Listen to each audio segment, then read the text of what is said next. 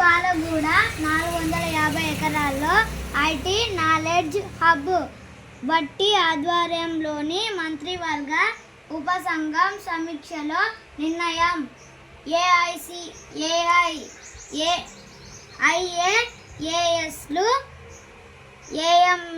ఎమ్మెల్యేలకు కేటాయించిన భూమి ఇందులో భాగమే.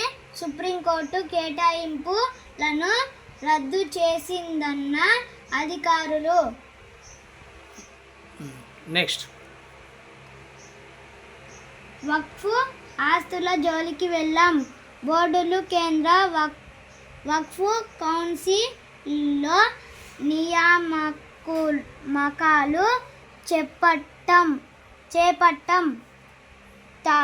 తదుపరి విచారణ వరకు యథాతథ స్థితి.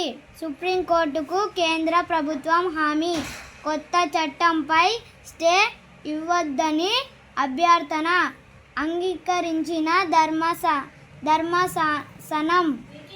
అభ్యంతరాలపై గడువు.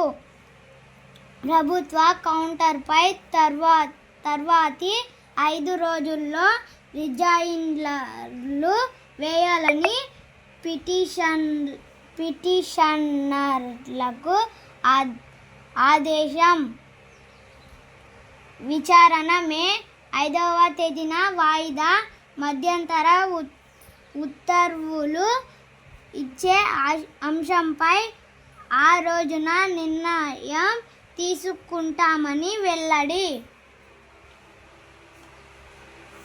ఇప్పుడు ఇది కదా నాన్న, ఇది సార్ ఇక్కడ నుంచి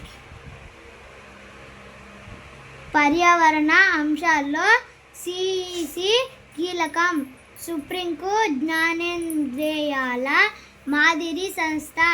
సంక్లిష్ట కేసుల్లో కోర్టుకు సహకారం. సిఇసి నో చెబితే పర్యావరణ అనుమతులు అసాధ్యం. మత మార్పిడిలో విషాదం. బాప్టిజం తీసుకుంటూ నదిలో మునిగి 2 మృతి, మరో 3 కాపాడిన స్థానికులు. ఏపీలోని బాపట్ల జిల్లాలో ఘటన. ఎంత దూరం వెళితే అంతే టోల్. మే 1 నుంచే జీఎన్ఏఎస్ విధానం.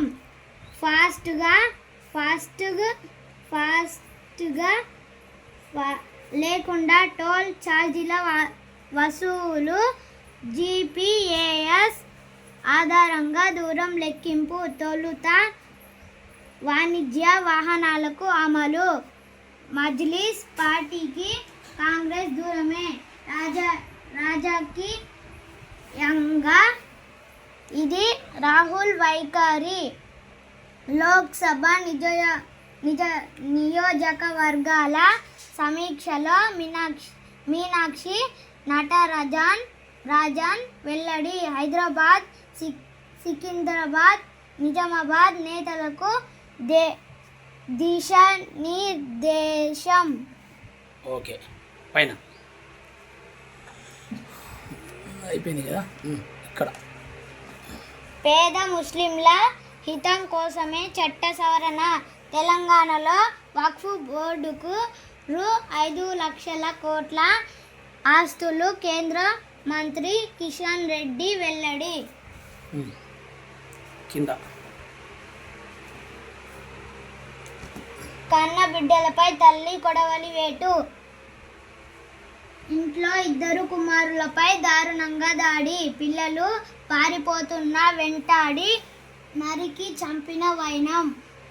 ఆపై అపార్ట్మెంట్ 6వ అంతస్తు నుంచి దూకి ఆత్మహత్య. ఆమెకు, పిల్లలకు అనారోగ్యం. భర్తతో నిత్య గొడవలు. సమస్యలు చెబితే 3 చావండి అని కసురుకున్న భర్త. గాజుల రామారంలో ఘటన. 6 పేజీల సొసైటీ నోట్ లభ్యం. నాన్న, ఈ చిన్నపిల్లల్ని ఎందుకు ఈ భార్య చంపింది. ఏదైనా గొడవలు ఉంటే ఎవరికైనా చెప్పి తగ్గించుకోవచ్చు కదా. ఇద్దరు భార్యాభర్తలు కొట్లాడడం వల్ల పిల్లల్ని చంపేసింది. భార్య భర్త ఎందుకు గొడవలు పెట్టుకున్నారు? మన ఇంట్లో ఉన్నట్టే వాళ్ళ ఇంట్లో ఉంటాయిలే కానీ కింద చదువు.